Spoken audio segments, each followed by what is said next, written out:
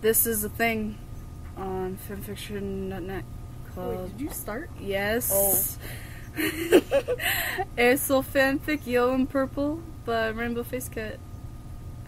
I don't have an intro for you guys, so yeah. Just speak up, bro.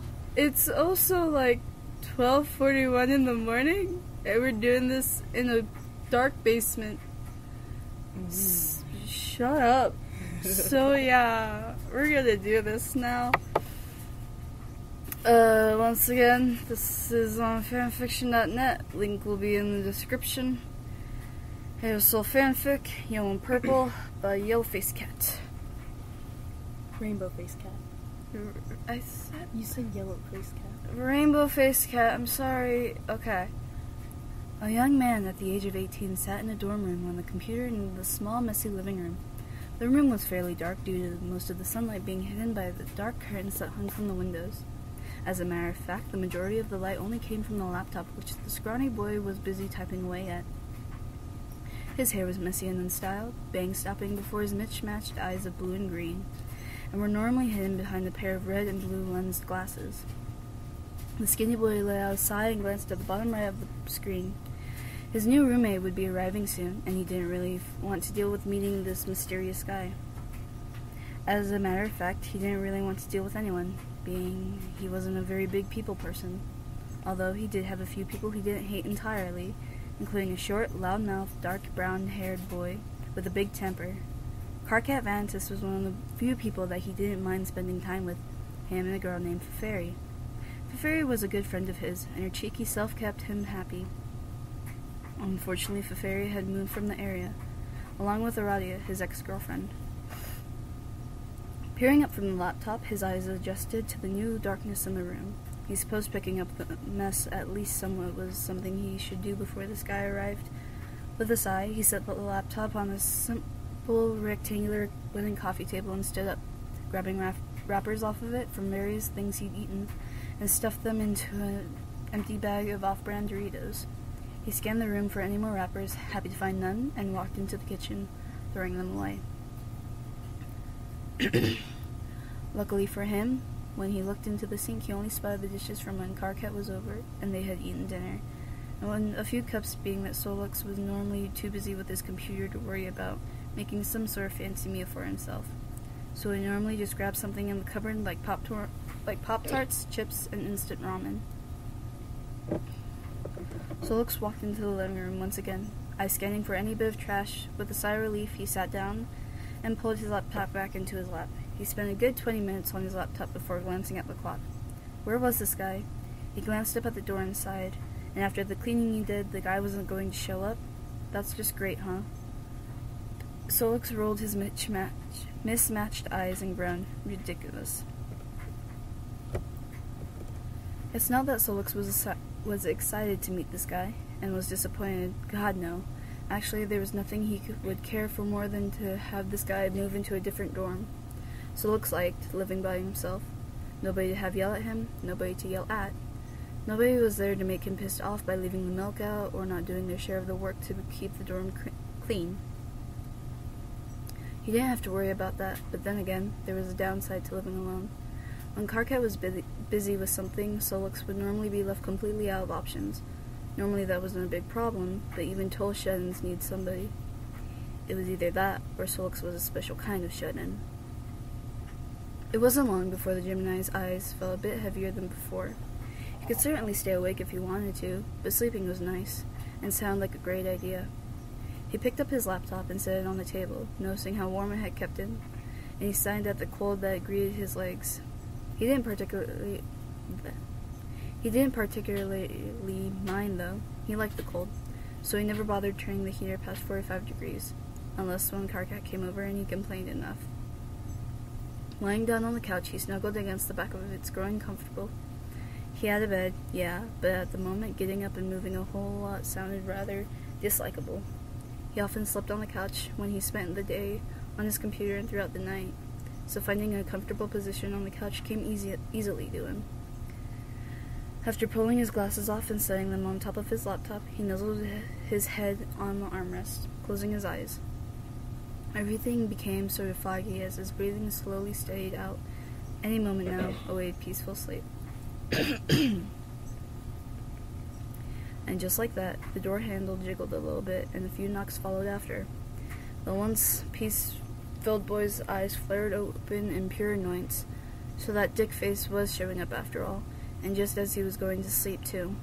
Wonderful. That's just wonderful. I won't forget this, I swear, he thought. A few more knocks filled the room, this time their timing closer together. He sighed and pulled himself to his feet and walked over to the door, unlocking it and pulling it open. An irritated look plastered across his face. Excuse me while I take a sip.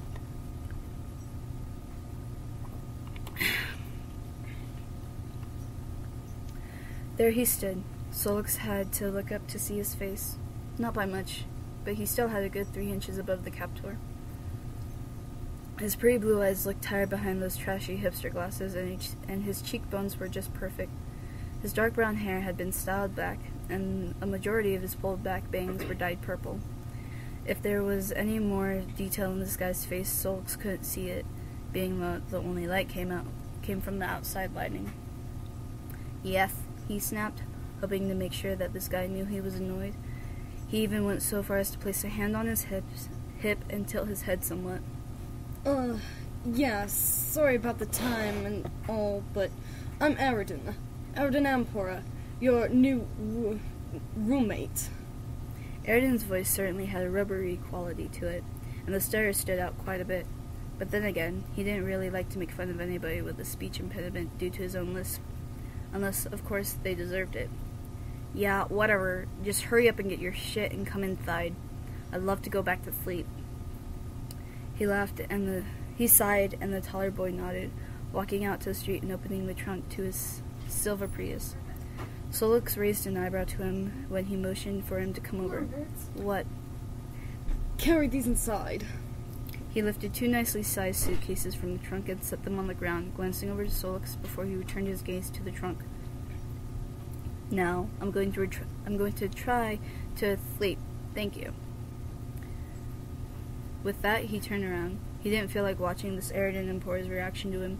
Grabbing his laptop and glasses and wandering down the hall, he took the second door on the left, opening it and closing it as soon as he was inside. He had barely spoken to this Aridin guy, and already he could feel the loathing for him in his stomach. This was going to be just great. Warmth. Too much of it. Sollux's jeweled-colored eyes shot open and blinked tiredly. He was wet, sweating. Throwing off his red blanket off of... Let me try that sentence again. Throwing his red blanket off of him, he sat up. Some relief hit his back as he shot up. Turning a bit, he felt where his back had been, and it was damp.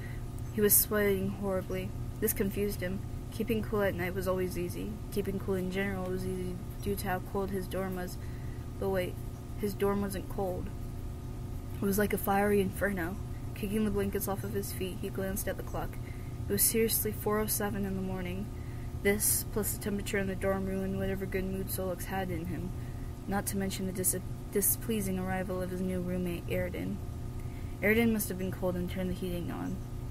That was understandable. Yes, it was cold, but Sollux liked it this way. A little heat couldn't hurt, of course, but it must be at least 80 degrees in there, and that was definitely not okay in the least bit. Standing from the all-too-warm bed, he crossed the room and opened the door. He didn't want to be loud. No, not so that he wouldn't disturb the Ampora that was probably asleep, but so that he didn't have to deal with his shit. The boy would most likely be angry with him for refusing to help unload his luggage. That didn't bother him, though. He couldn't care any less whether or not this guy was pissed with him. Finding his way to the thermostat was easy enough thanks to its lit-up blue screen, and when he found it, he quickly turned on the AC to 65 degrees. Then the air immediately kicked on. The vent by his feet blew out chilly air and nipped at his bare feet. He sighed and turned back down the hall, stopping at his doorway. Water sounded pretty good right now. Turning once again, he walked back down the hallway and straight to the kitchen. Grabbing a cup from the cupboard, he filled it halfway up with ice and then some cold water. Then, quickly taking a drink from it, never had the feeling of ice-cold water had been so refreshing. It wasn't until he finished his water and walked back into the living room that he noticed a sleeping person on his couch. Aridin's glasses sat on the table, and he was curled into a purple blanket, holding tightly to the couch pillow, his head resting on one that matched the blanket. What was the idiot doing on the couch? He must have had a perfectly good bed, didn't he? So why was he out here? He raised a brow at the sleeping male and dropped all curiosity. He shook his head and walked down the hallway for his room. The temperature did seem to go down a little, but it was still pretty hot. After entering his room and closing the door, he pulled his shirt off and tossed it in the half-filled dirt. After entering his room and closing the door, he pulled his shirt off and tossed it in a half-filled hamper of dirty clothes and crossed over to his closet. At the bottom of it were many different sheets, and he pulled a yellow one out. It only took a moment to change the sweat-filled sheets to the nice clean yellow one, and after he climbed into bed ready to fall back asleep, he didn't want the blankets whatsoever. So he kicked them off the bed and curled up. It took longer than he had hoped to fall asleep. The last time he peered at the clock it was 6-something, and during all that time he had officially decided that this Aridin was most definitely not on his friends list. And that was the first chapter. Hope you guys liked it. Woohoo! This has been my friend joining me on this wonderful journey throughout this fan fiction. Hot. Shut up, it's hot. Shut up. And hopefully you'll join in back with us for more. This has been the Fiction Teller. Scientific Goggles was me. Woohoo. And that was Scientific Goggles. We'll be posting more videos soon. Hopefully you guys enjoyed this. Fiction Teller out.